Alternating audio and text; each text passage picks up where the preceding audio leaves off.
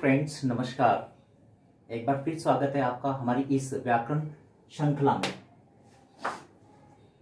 तो उठा ली जल्दी से पेन पेंसिल और अपनी नोटबुक और साथ में लिखना शुरू कर दीजिए हमारे साथ, क्योंकि अब हम लेके आए हैं वो कॉन्सेप्ट, वो चीज कि लिखते लिखते लर्न हो जाए, लिखते लिखते लर्न हो जाए। जी बिल्कुल सही कह रहा हूं मैं आपको। हमने कई बार देखा है कहते हुए लोगों को, पेरेंट्स को कहते हुए देखा है, हमारे बच्चे को तो लर्न ही नहीं रहता है, लर्न करता है भूल जाता है। लेकिन आइए और देखिए हमारी इस व्याकरण श्रृंखला के अंदर हम आपको वो ट्रिक्स, वो टिप्स बताएंगे कि आपका बच्चा कभी नहीं भूलेगा, चाह कर भी कभी नहीं भूलेगा, लर्न करेगा अभी और काम आएगा आगे तक। तो देखिए आज का टॉपिक जो है हमारा है वो है उपसर्ग।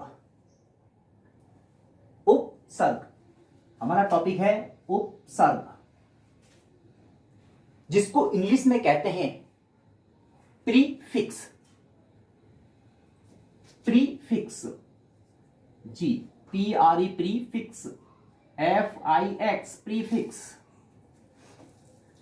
प्रीफिक्स का मतलब होता है प्री मीन्स पहले, फिक्स मीन्स लगाना। प्रीफिक्स का मतलब होता है उपसर्ग, लेकिन उपसर्ग इसमें प्रीफिक्स, प्री मतलब पहले, फिक्स मीन्स लगा देना। तो देखिए उपसर्ग किसे कहते हैं अथवा उपसर्ग की परिभाषा लिखिए। वे शब्दांश जो किसी शब्द के आगे लगकर उसका अर्थ ही बदल देते हैं वे उपसर्ग कहलाते हैं। जैसे अनाथ, अदृश्य, प्रतिदिन, उपचार, असभ्य आदि। ये कुछ हमारे पास शब्द हैं जिनको हम बताएंगे कि इनमें आपके उपसर्ग क्या है, प्रीफिक्स क्या लगाया है इसमें। फिर देखिए उपसर्ग किसे कहते हैं अर्थात प्रीफिक्स। उपसर्ग की परिभाषा लिखिए। वे शब्दांश, जी हां वे शब्दांश जो किसी शब्द के आगे लगकर उसका अर्थ ही बदल देते हैं, अर्थ ही बदल देते हैं, वे उपसर्ग कहलाते हैं। उपसर्ग मतलब प्रीफिक्स कहलाते हैं। प्रीफिक्स, प्री मीन्स पहले, फिक्स यानी कि लगने वाला, प्रीफिक्स कहते हैं। जैसे अनाथ, अदृश्य, प्रतिदिन, उपचार, असभ्य आदि। अब देखिए इसमें अगर बात करें अनाथ, नाथ, नाथ का अर्थ होता है स्वामी, नाथ का अर्थ होता है स्वामी, जिसका मालिक होता है। लेकिन अगर इससे पहले आपने लिख दिया तो हो गया अनाथ, अर्थात जिसका कोई स्वामी नहीं है। कहते हैं जैसे अगर जिसके पेरेंट्स होते हैं वो कहते हैं कि हाँ भाई हैं, लेकिन अकस्मात किसी दुर्घटनावश अगर उस बच्चे के पेरेंट्स अगर उस दुर्घटना में, उस एक्सीडेंट में अगर गुजर जाते हैं, तब कहते हैं कि वह बच्चा तो अनाथ हो गया। ऐसे ही अगर इसमें लें अदृश्य, अदृश्य के अंदर अपना है अदृश्य, अदृश्य की बात करें तो इसमें अपना है दृश्य मतलब दिखना, जो दिखाई देता है, जो दिखाई देता है। लेकिन जैसे ही आपने इसमें अ लगा दिया, अदृश्य का मतलब दिखाई नहीं देना, बिल्कुल भी दिखाई नहीं दे रहा है। मैंने पहले ही कहा है आपको कि वे शब्द उपसर्ग यानी कि प्रीफिक्स, प्रीफिक्स वे शब्दांश जो किसी शब्द के आगे लगकर उसका अर्थ ही बदल देते हैं वे उपसर्ग कहलाते हैं। जैसे कि अभी हमने यहां देखा दृश्य, दिखाई देना, लेकिन जैसे ही हमने इसमें ए लगा दिया तो ये हो गया अपना अदृश्य।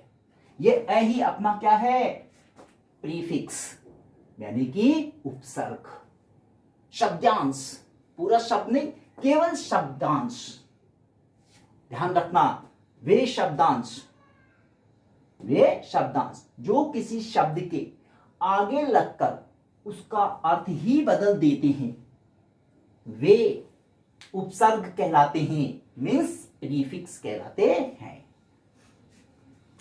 प्रतिदिन, दिन तो है, लेकिन अगर बाय द वे जैसे दिन तो है, लेकिन इसमें अगर प्रति लगा देते हैं तो अपना हो जाता है प्रतिदिन। प्रतिदिन, दिन तो है, एक दिन, 2 दिन, 3 दिन हो सकता है, लेकिन बच्चों को प्रतिदिन व्यायाम करना आवश्यक है।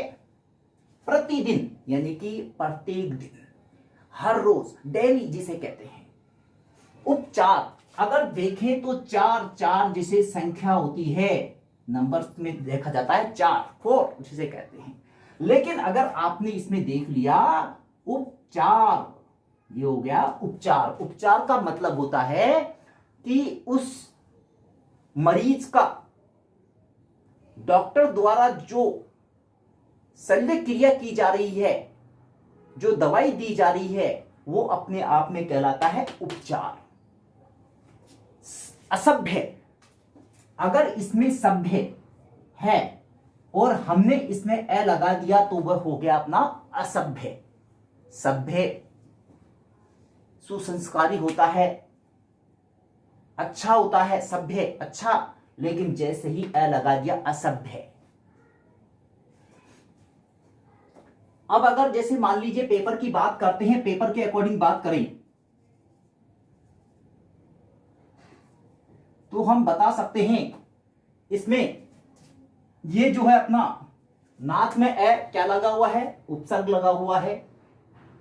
अदृश्य, इस अदृश्य में अगर वो प्रश्न में कहता है, पेपर में कहता है कि इसमें से उपसर्ग को अंडरलाइन करिए, तो आप कर सकते हो। नाथ अपने आप में शब्द है और ए लगाते ही अनाथ, यानी कि इसका विपरीत हो गया है, इसलिए ये अनाथ, ए अपने आप में लगाने से ही क्या हो गया, ये उपसर्ग है। अदृश्य, इसमें ए आपका क्या हो गया, प्रीफिक्स, उपसर्ग हो गया, क्योंकि दृश्य होता है दिखाई देना, अपने आप में शब्द है, लेकिन जैसे ही आपने एश लगा दिया, शब्दांश ए लगा दिया, तो हो गया अदृश्य, यानी कि दिखाई नहीं देना।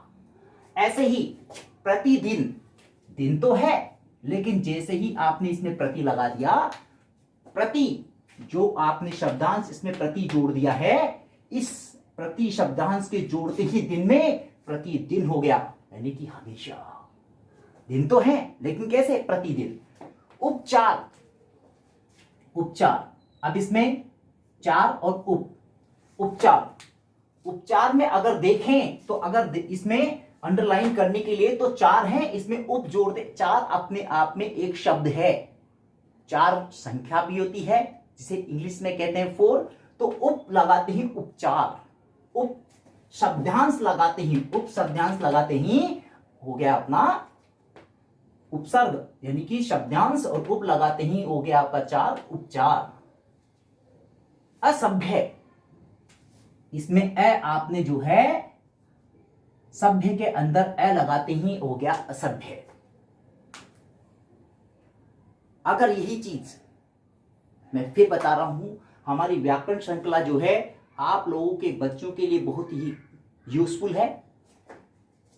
आप अपने बच्चों को पेन, पेंसिल, नोटबुक लेकर के बैठा दीजिए और उसी वक्त इसी के सामने चला दीजिए और फिर आप उसको जो है उस हम समझाते हुए इस प्रकार करते हैं कि आपके बच्चे को लिखते लिखते लर्न हो जाएगा, लिखते लिखते लर्न हो जाएगा। और फिर एक और चीज, अगर बाय द वे कहीं कोई चीज समझ में नहीं आती है तो आप हमें कमेंट्स करके पूछ सकते हैं कि इसका क्या मीन होगा।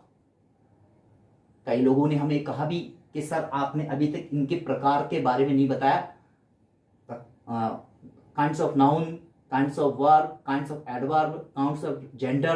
तो हम आपको बता दें कि हमारा जो टॉपिक है 1st to 8th है और इसी को हम धीरे धीरे आगे बढ़ाएंगे, क्योंकि एक साथ अगर एक बच्चे को अगर 1.5 चपाती की अगर भूख है, उसे आप 1.5 चपाती और खिला देंगे, 3 चपाती खिला देंगे, तो वो क्या करेगा?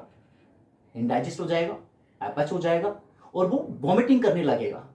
तो बस उतना ही नफा तुला उसे दीजिए जिसे वो लर्न कर सके और आपको सुना सके। हमारी यही पूरी कोशिश रही है और यही प्रयत्न कर रहे हैं कि आपके बच्चों को कम से कम समय में अधिक से अधिक नॉलेज कैसे मिले।